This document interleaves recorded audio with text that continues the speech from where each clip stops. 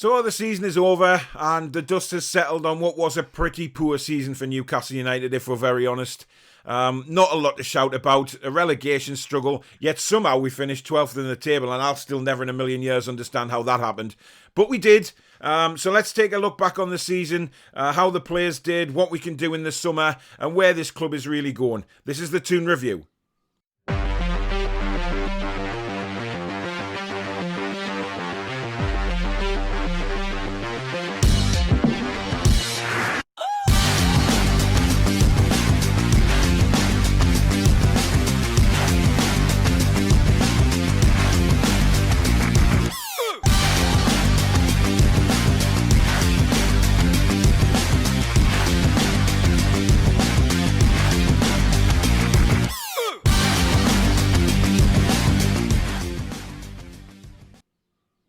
Hi guys, my name is Paul. Welcome back to another video on the Toon Review, where we are reviewing the season just gone, 2020-2021 season, where, let's face it wasn't the best for Newcastle United. Should Steve Bruce have been fired during the season? Yes, in my opinion, he should have. The football was dreadful for most of it. Yes, there was performances that we can look back on and say, wow, we really did play well in those games. You know, you look back at the West Ham game at the start of the season, the Everton away game, the Leicester away game. You know, those were games that you'll not forget in a hurry. You know, because we played some brilliant counter-attacking football, certainly in the latter two games. Away at Everton, Graham Jones' first match in as one of the coaches, very vocal on the sidelines, but we know that got snuffed out quite quickly by Steve Bruce. He wasn't going to have that. He wasn't going to have Jones taking all the praise, and unfortunately, you know, Jones spent most of the season up in the stands. It wasn't until the final few games of the season he was back on the bench and helping out with things down there. So Steve Bruce can say all he wants that it was his idea to bring Graham Jones in. I don't believe him for a second. Steve Bruce has said a lot of things in his press conferences this season which have pretty much pissed me off. And I think, you know, if you look back on my press conference reviews or match previews and things like that, you will understand my frustration at the manager, because I think because of COVID and the fact that there's been no players, no fans in the ground, he's got away with a hell of a lot this season that he wouldn't have normally got away with. Because if there was fans in that ground this season, he would have gone a lot earlier. He would not be Newcastle United manager moving into the new season. I still hope he's not going to be. But the likelihood is, yes, he's going to be. And you know, people can come at me and say, well, hang on, he's kept you up, he's took you to 12th, why do you want him out? Well, he's not good enough. If any Newcastle fan sits and watches that season back, they'll think, my God, the football is abysmal. Even when we survived at the end of the season, the football was still rubbish. You know, there was only those few games, the Everton game, the Leicester City game, things like that, where we actually went for teams. We played well. You know, we soaked up the pressure, we let them have the ball, but we broke very, very quickly. But we haven't been able to do that for the majority of the season. It's been, let's get the ball in the defence and just clear it. As if we're feeding the other team just to come back at us. And a lot of games this season have been involving Newcastle, have been like training games for the opposition. The opposition have the ball in Newcastle's half, try and break us down. That has been most of the tactics this season. And that's what's really frustrated me, and I'm not the only one. You know, a lot of Newcastle fans on YouTube or social media, whatever it be, have mentioned how pissed they're off with the football that we're playing. And it's understandable because it's not great. Now, if you want to say well done to Steve Bruce for keeping us up, that's fine. You know, praise where it's due. You know, the manager, at the end of the day, he had a job to keep us in the Premier League, and he's done that. Now, we're very lucky to finish 12th. We all know that. Newcastle United were not the 12th best team in the Premier League this season. Not by a long shot. We were one of the worst. Certainly one of the worst footballing teams. You know, when we lost down at Brighton, you know, for me, that should have been it for Steve Bruce. He should have gone. And I'm sure had the fans been around, he would have gone. Without a shadow of a doubt. The atmosphere around Newcastle United and St James's Park would have been so toxic that Steve Bruce couldn't have survived it. So in my opinion, he's got to go still. He's not my manager. He's not who I want to see take this club forward. But I think if we're going to see somebody come in and take the club forward, then it needs a takeover. But that's a whole different kettle of fish. At the moment, we have just the proviso that everything is going to stay the same next season. Mike Ashley will still be running the club. Steve Bruce will still be manager. And for me, we're going to be in a lot of shit because, yes, we've been linked with a few players. We've been told that there's no transfer budget. I mean, about 12 million. What the hell does that get you in the Premier League in 2021? Not very much. So we may have to look down the lower leagues and at free transfers, which we are starting to look at. Certainly Willems, I would have back in a heartbeat. I think he's tremendous. There's talk about Andros Townsend coming back on a free. Yes, because for me, Ryan Fraser has been a massive letdown, and I think he's let himself down, really. But you can guarantee that in the European Championships, Ryan Fraser will come back, he'll be 100% fit, and he'll be running around like a blue-ass fly for Scotland. That's always going to be the case. I've been very disappointed. You know, there's been rumblings of his attitude being wrong, complaining about a lot of things that he shouldn't really be complaining about, instead of just getting on with it. You know, going away, playing for Scotland, playing some great stuff for Scotland, scoring goals. But as soon as he's back on Tyneside, he's injured. Now, make of that what you will, but he's been a disappointment for me. So would I rather have Andros Townsend come in and maybe try and play on the right-hand side? You're damn right I would. I think he made a big impression while he was here last time, and he's still young enough to do a job for us. Better than Ryan Fraser, in my opinion. So it'll be interesting to see if those free transfers work out. We've also got Aya from Celtic on the radar. Now, reports reckon that we can possibly get him for around 8 million quid. Yes, by all means. Very, very good central defender, because it's clear that we do need to get rid of some dead wood at this club that have been here a long time and are certainly not going to play a part. We know Atsu's going, we know Save's going, you know, contracts have come to an end, etc. So they'll get off the wage bill. But why are we looking at re-signing Dwight Gayle, Andy Carroll? You know, massive wages for them too. It's pointless. You know, Andy Carroll is certainly not in Steve Bruce's plans. That is clear as day. You know, just getting 20 seconds, 2 minutes here and there towards the back end of the season. So he'll, you know, if Andy Carroll's got any sense, he'll go. Maybe back down south where his girlfriend's from or his wife and they can rebuild down there, or maybe go to a lower league team down there if he still wants to be involved in football. Dwight Gayle, for me, and I've said it for months now, for me as a championship player, he belongs in the championship or maybe even League One to that matter, a promotion team in League One. He's just not going to cut it in the Premier League. And people are saying, well, we'll give him a new contract so we can get a fee for him. What are we going to get for Dwight Gayle realistically? You know, he's hardly played. He's very, very injury prone. I think you'd be lucky to get 500 grand for Dwight Gayle the way things are at the minute. So it's a massive risk if we give him a new contract just to try and get some money for him, because it's not going to be that much. It's clear as day it's not going to be that much. So, very interesting.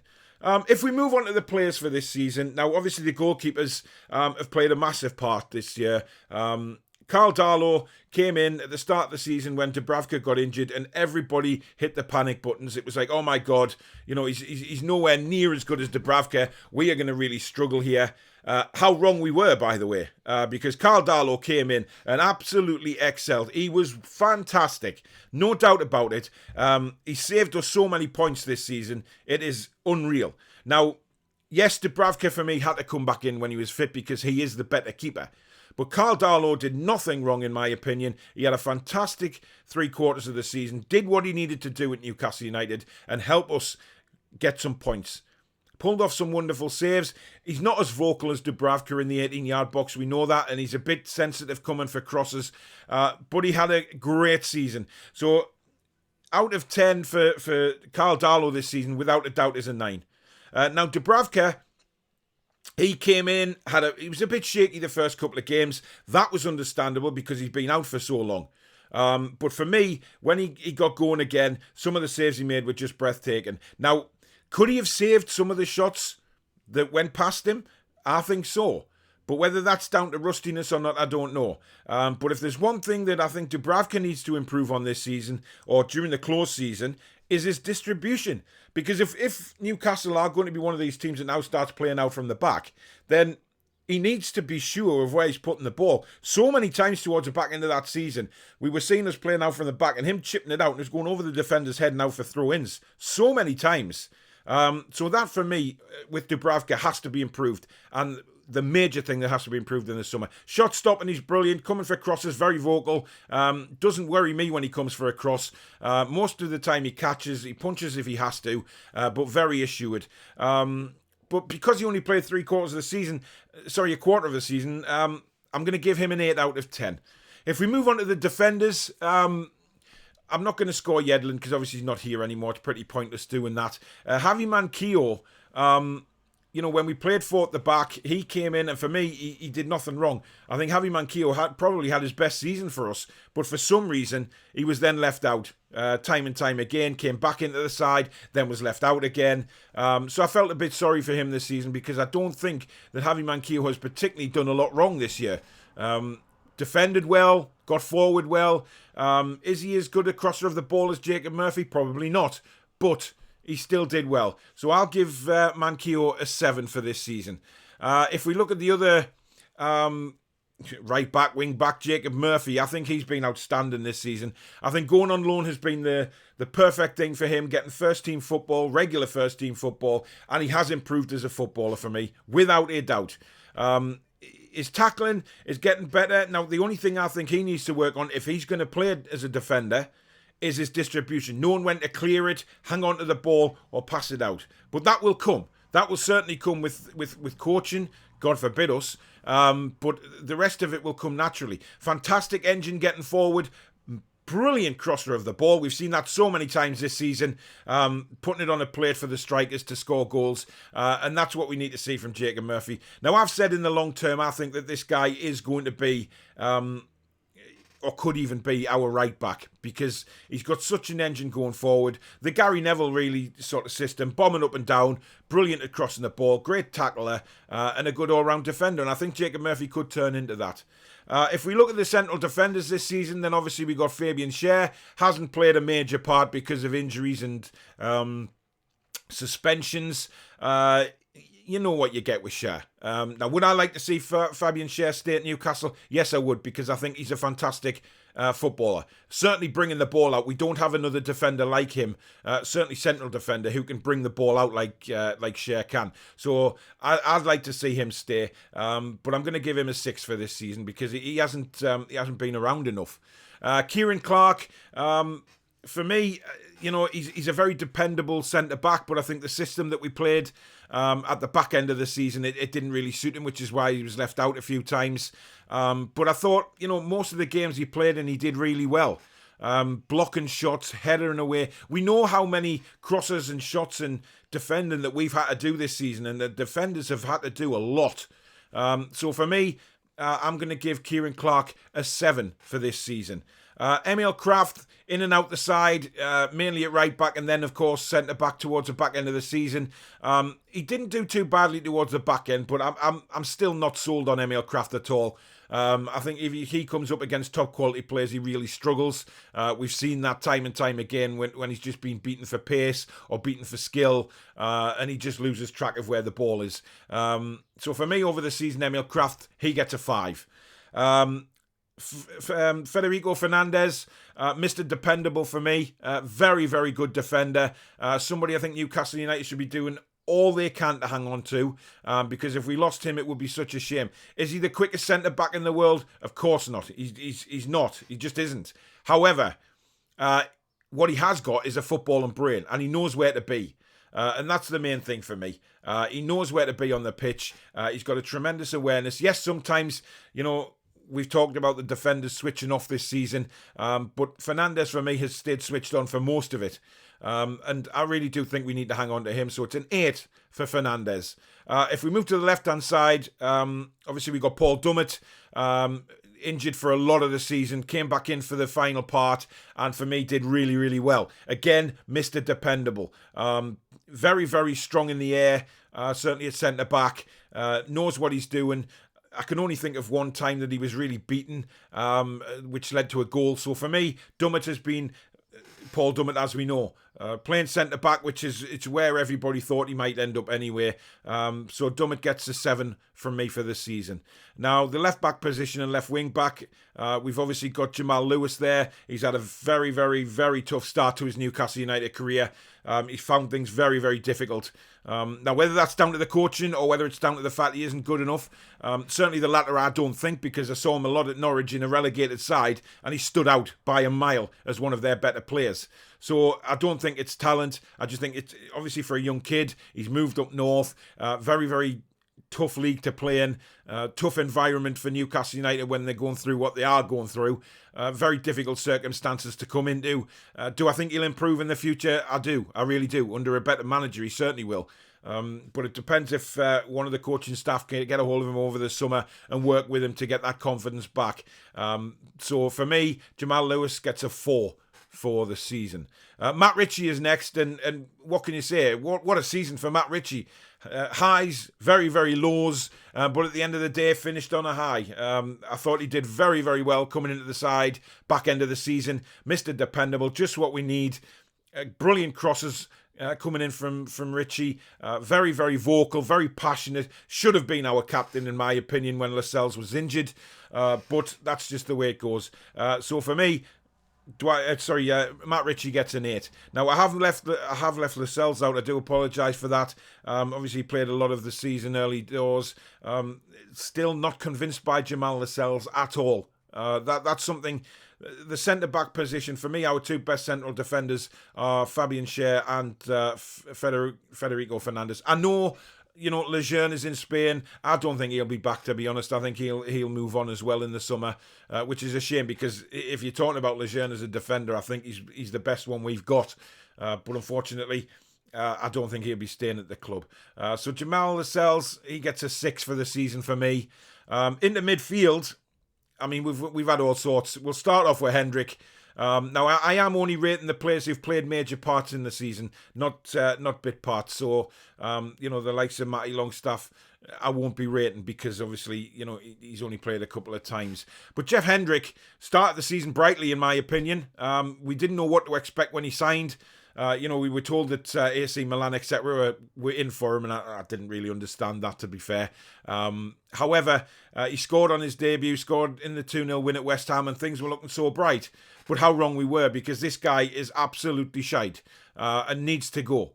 He's not a Newcastle United player by a million miles. In fact, I don't think he's a Premier League player. He's been left out the European Championships now. I think his career is coming to a serious halt very, very quickly. I don't think he offers us anything. Certainly didn't offer us anything last season. Very, very... yes, he scored a couple of goals, but very anonymous in the games. Very anonymous. And if you want to go into battle in midfield, certainly for me, Jeff Hendrick isn't the player that you want to take with you. So he gets a 4 for the season. John Joe Shelvey, he's an interesting one because he's stood out in some games. Other games he's been rotten to the core. His laziness just excels sometimes. He'll hit a fantastic pass and then he'll just disappear from the game. Very, very lethargic. And for me, I don't think he's got the legs to continue in the Premier League. And I think John Joe, when he looks back on his career, he's going to be very frustrated, because he could have done so much more. For me, he could have been involved in so much more. He could have been international status and he could have really stood out as a footballer, but he's just let his career go to waste, I think. But is he a captain? Absolutely not. No way in hell is he a captain. So I'd probably say John Joe Shelvey for me a 5. Matty Longstaff. Sean Longstaff. I think he's getting there. I know a lot of people think, they've just written him off, but I think Sean Longstaff is getting there. I think he came back into the side late on in the season and he did very, very well. It's hard when you've been out for so long, the injury he had, but I'm not prepared to write Sean Longstaff off just yet. I think there's a player in there. I think he should play further forward, in my opinion. I think that game at Bournemouth the other season when he played as a number 10, he was outstanding. Something that we just really enjoyed watching. Scored a goal. I know he went off injured, but he just looked a different player. Now, if you've watched him on loan, there's highlights on YouTube of him at Blackpool and things like that. Absolutely hammering them in for 18, 20 yards out when he played as a proper number 10. So that's where I think Sean Longstaff should play. Now, whether he'll end up there, I highly doubt it. But I don't think he's been too bad. But I'll give him a 6 for the season. And Joe Willock, what can you say? Came in January. We weren't really expecting a lot, were we, really, from Joe Willock? Because he wasn't exactly an Arsenal, first teamer on a regular basis. Yes, he played in the Carabao Cup, some games in Europe. But my God, what a difference this kid has made. An absolute massive difference. He's come in. he's the box-to-box midfielder that we really have been crying out for. Whenever loose balls bounce around in the penalty area, he's been there to sweep up the pieces. And not only that, but making runs into the box to get on the end of crosses, etc. He scored on his debut. People weren't still totally convinced, and he was then on the bench for a while, but kept coming on and scoring. And then obviously, once he got back in the side, kept on scoring.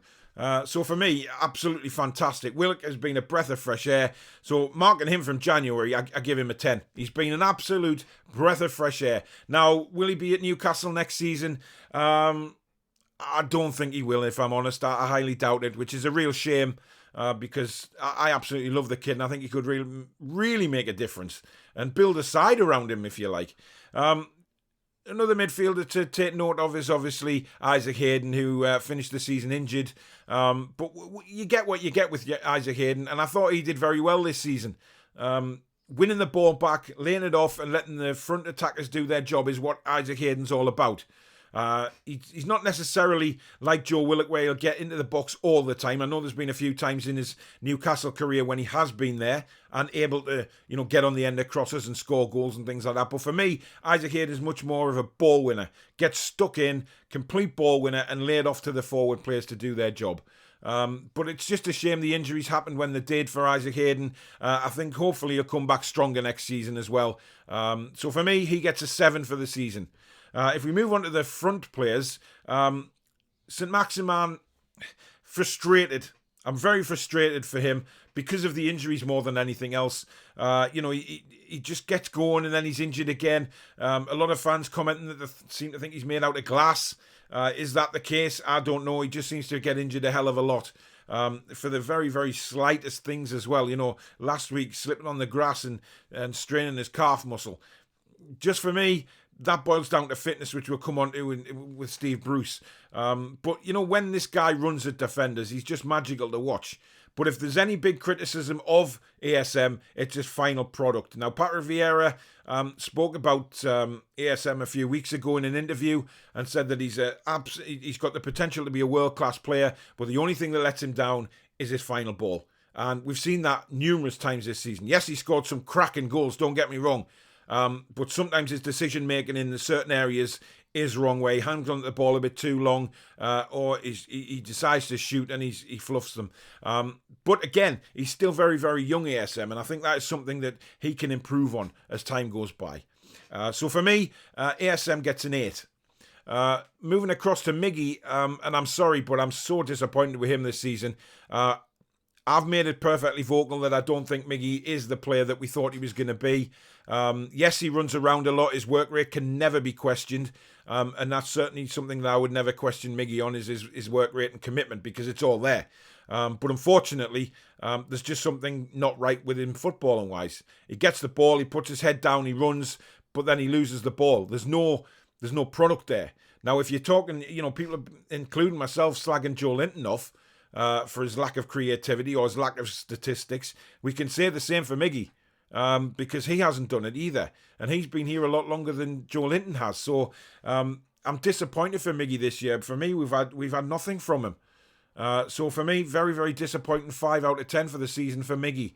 I just hope that maybe if Newcastle got a new manager, he would be inspired under that new manager. But if we're moving ahead into next season with Steve Bruce, the football that Bruce plays certainly doesn't suit him either. So I don't know what you do with Miggy. Joe Linton, there's been brief signs of a player in there. A wonderful goal at Morecambe in the Carabao Cup where he cut in from the left and curled it in with his right. But everybody said at the time, well, he's found his level. This is his level. This is where he's going to be. So for me, Joe Linton has been very, very frustrating again. Extremely frustrating. Sometimes he doesn't use his size to his advantage. Next time he does, then he gets in the penalty box and just seems to freeze. Yeah, he took the penalty a few weeks ago. Fantastic penalty as well. But he doesn't seem to shoot like that on any other occasion that he gets the ball in the box. He just freezes. He's been played in multiple positions. Everybody said that his position wasn't a number 9. It definitely isn't. Put him on the left, put him on the right. I just can't see this kid getting anywhere in the Premier League. I don't think the Premier League is for him. I think it's too too tough, too fast. And I think, a club in maybe France or Spain might be better off for Joe Linton. But, he has scored a couple of goals this season, some good ones, but he gets a 5 for the season for me. Now, Callum Wilson, actually, before I move on to Callum Wilson, Ryan Fraser, who I spoke about earlier, very, very frustrating. Seems to be injured a hell of a lot. Didn't really play a big part this season. But the games he played, he didn't make really much of a difference. Terrible sending off against Sheffield United, which he just seemed to smirk and walk away.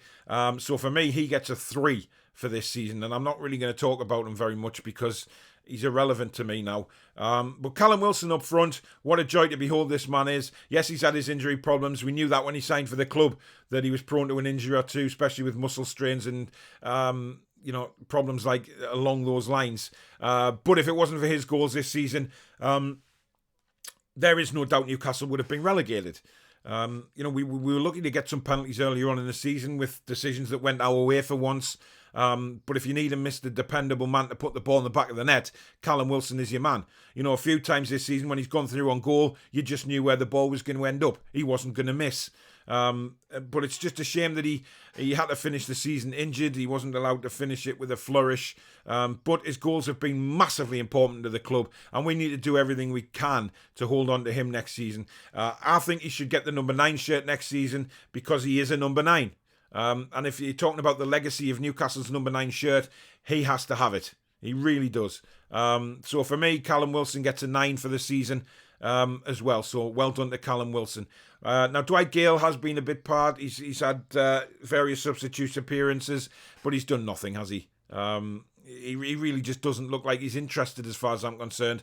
So a 4 for Dwight Gayle. Andy Carroll's played a few times. Again, just nothing there, is there really? His legs have gone for me, Andy Carroll. So a 4 for Andy Carroll as well. Now, if I haven't mentioned any other players, then I do apologise, but they've been the main guys for me over the course of this season. Yes, there's been certain names on the bench quite a few times this season, but they never really got on the pitch. So those are the players that I was concentrating on this year for the season review. Now, if we move on to the manager, Mr. Bruce, this guy should have been sacked months and months ago. Either after the Sheffield United game, the Brentford game, the Brighton away game, where we just got absolutely mullered and didn't, the Brentford reserves turned us over. And that was embarrassing. That was a very, very embarrassing night for Newcastle United. And for me, that's probably the game that Steve Bruce should have gone. But hey-ho, he's not. He's still manager of this team. I think, during the lap of appreciation last week when the fans were allowed back, the fans did give him some stick. I've been sent a few videos of him getting some stick. Maybe not so much during the game. I think it was important for the Newcastle fans to get behind the team in the game. But certainly after the game or before the game, let the voices known that we don't want Steve Bruce at this club. 99.9% of these fans need him gone. We want him gone. We want a new start at this club. But like I said earlier, it all depends on the takeover. All arbitration and things like that needs to happen yet. So I think we're in for a long ride with that. I don't think it's going to be completed this summer, if at all. So we just need to concentrate on what we know to be fact for next season, which is Steve Bruce's manager. And that fills me with dread because I don't think we're going to do anything in the transfer market. Yes, there is hope that Willems is going to come in. Andros Townsend may come back. And Ayer, the centre-back from Celtic. But apart from that, the players that we're linked with are all lower league players. Some of them are decent. And I'm certainly not against bringing some of those lower league players up because they deserve to have the opportunity at a higher level. But, getting linked with MLS 31-year-olds is crazy. Because nobody's heard of these players. And for me, it's just a waste of time and a waste of wages. I don't think we're going to make any progression this summer, in my opinion. I don't think we'll make any progression under Steve Bruce, full stop. So, looking over the summer, there isn't a great deal to look forward to. Newcastle United wise, a lot of fans of other teams are sort of really looking forward to the summers every summer, thinking, right, who's going to be our marquee signing and things like that. And at Newcastle, it's just nothing. Transfer deadline day, there's nothing for Newcastle United fans to get excited about. And it's a pain in the arse at the end of the day. But, I can't say anything positive about next season because at the minute, it looks like Steve Bruce is going to be in charge. So where can I give positivity? You know, the man is a buffoon. I don't like Steve Bruce. I don't like the way he's gone about his business this season. I don't like what he said about the fans. And I hate his style of football. I hate it. 100% hate it. The football that this guy plays is something out of Jurassic Park. And as far as I'm concerned, it needs eradicating. He needs to put out to pasture and never be thought of again. Young up-and-coming managers, there's a lot of them out there with a takeover, obviously. But at the minute, we're in a very dark tunnel as a club. And certainly we can't see the light at the end of that tunnel. Steve Bruce, for me, he gets a 4 for this season because, like I say, the football has just been dreadful. The tactics have been pretty much non-existent. His substitutions have been abysmal. Putting players on, it just makes no sense when he's made substitutions. But the whole thing is upside down at Newcastle United. And it needs to change. It needs to change very quickly. Otherwise, we're going to be left in a very, very similar situation next season to what we've had to endure this, which is awful football. And I can see, the teams that are coming up this season playing better than us. We could be in a relegation battle again next season. With the fans back, I think it could make a big difference. Because with the fans back, I think that they can let the voices be heard. And I don't think Steve Bruce will last very long, to be honest. If we have a bad start to the season and we're playing the same boring old football, then I can see big changes happening then. Like I say, at the minute, I'm sorry, but I just can't be positive about next season at the minute until I hear some good positive news coming out of the club, like a takeover is expected, or we have a much bigger transfer budget than we first thought. But like I said, 12 million is going to get you out. Absolutely nothing in the Premier League for that kind of money this during these times. No way. But that's my season review, guys, and the player ratings for the year.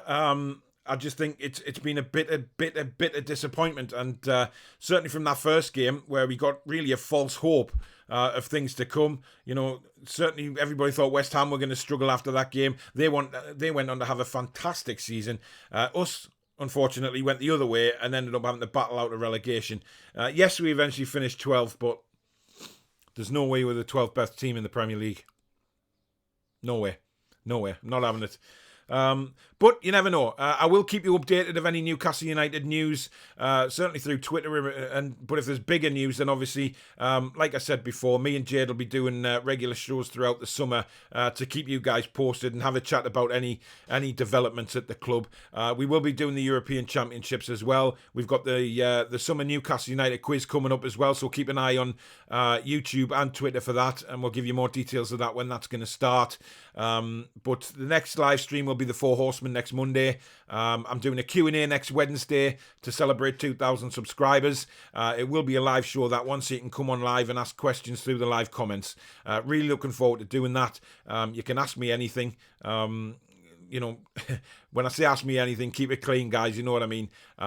Personal life, about football or anything like that, just so you can get to know me off camera, really, the person I am away from the camera. So that should be interesting.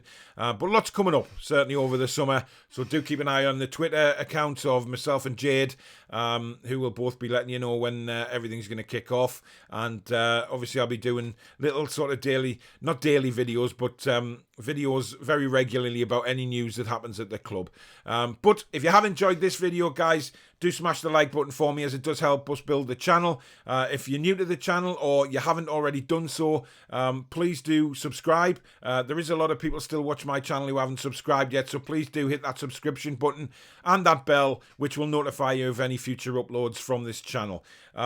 Like I say, plenty coming up in the summer. Let me know in the comments what you thought of the season review. Do you agree with me? Do you agree with some of the player ratings I've given? If not, tell me what you would have rated any different, and then we'll have a chat in the comments about it. But that's it for now, guys. I will catch you on the next video. In the meantime, take care. Be strong. Be